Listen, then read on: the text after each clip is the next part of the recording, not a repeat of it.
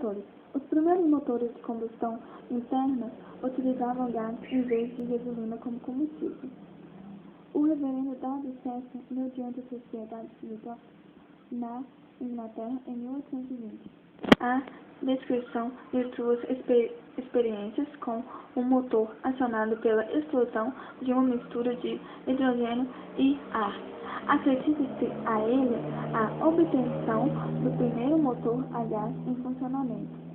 William Barnett, inventor inglês, patenteou em 1838 a invenção de um motor a gás que comprimia uma mistura de combustível. O motor de Barnett tinha um único cilindro. As explosões ocorriam primeiro na parte acima e depois embaixo do embolo. Na França, Jean Lenoir construiu o primeiro motor a gás realmente prático em 1860. O gás de iluminação de rua foi utilizado como combustível. Este motor de um cilindro possuía um sistema de ignição como acumulador elétrico. Em 1865, 400 desses motores em Paris energizavam máquinas, impressoras, tornos e bombas de água. Lenoir instalou um motor a gás em um veículo a motor rústico.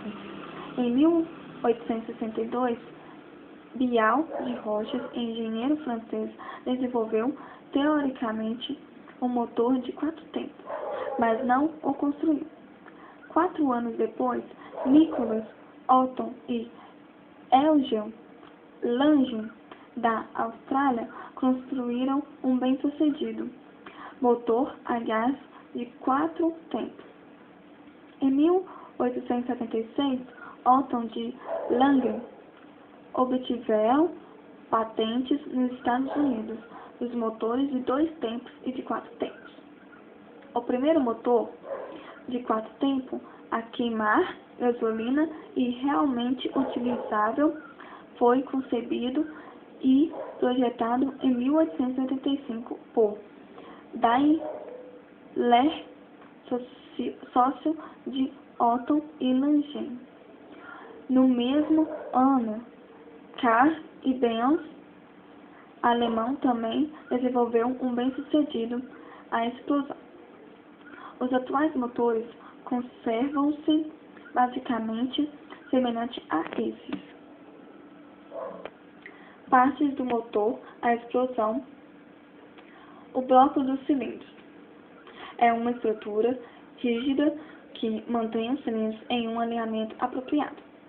Se o motor é resfriado, o líquido ou bloco é provido de camisa de água, isto é, possui passagem para o líquido em torno de cada cilindro. Em motores de automóveis, o bloco dos cilindros do motor forma uma única unidade. Em sua maior parte, os blocos dos cilindros são de ferro fundido ou de alumínio. Os cilindros são tubos dos quais podem deslizar os embolos para cima e para baixo no seu interior. Sua superfície bem polidas possibilitam um encaixe perfeito entre o embolo e o cilindro e evitam o escapamento dos gases no embolo. Os cilindros, na maioria dos motores de automóveis, são parte do bloco. Alguns motores têm uma manga de cilindro, de aço ou de ferro fundido, especialmente endurecido. A cabeça do cilindro é uma peça fundida na parte superior do bloco do cilindro. A cabeça de cilindro, a face superior do cilindro e o óculo de embolo formam a câmara de combustão. O local onde ocorre a queima da mistura ar-combustível. A cabeça do cilindro é bloco também pode constituir uma única unidade. O cárter do motor é uma estrutura rígida que suporta o virabrequim e o seu mancal. Nos motores, partes do virabrequim ou o próprio virabrequim pode integrar-se no bloco de cilindro. Um coletor de óleo aparafusado no fundo do cárter do motor contém o óleo de lubrificação do motor. Embolos e bielas. Quando a mistura ar-combustível queima, os gases em expansão exercem uma força sobre o embolo. Essa força transmite-se através de uma biela ao virabrequim. Um embolo contém 3 a 6 ou mais anéis com a finalidade de evitar que os gases escapem para seu interior e para não deixar que o óleo lubrificante entre na câmara de combustível. O virabrequim transforma o movimento alternativo de vai e vem dos embolos em movimento giratório.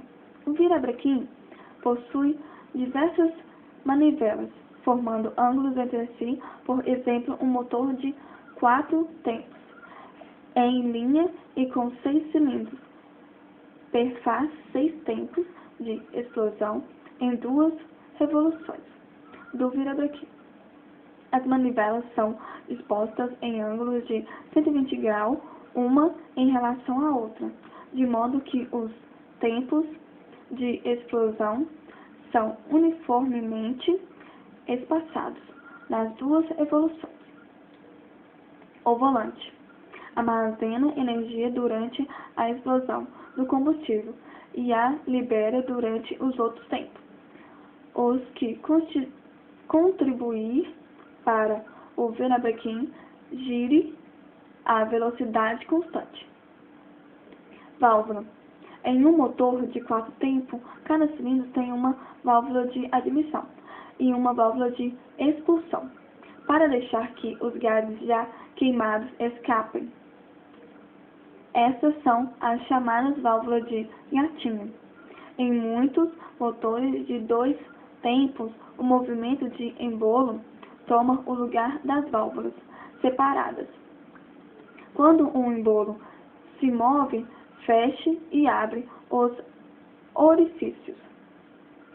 O eixo de comando abre e fecha as válvulas, localiza-se de um lado a outro do motor e tem 2 excêntricos em cada cilindro, um para a válvula de admissão e um para a válvula de expulsão. Em um motor de 4 tempos, o eixo de comando é engrenado com o virabrequim, de modo a girar com a metade da velocidade do virabrequim. O eixo de comando pode ser localizado na cabeça de um motor com válvula e na cabeça em L, ou no cárter do motor. Cada excêntrico age através do ducho ou vareta seguidora para abrir a válvula em ponto adequado no ciclo do motor. Obrigada.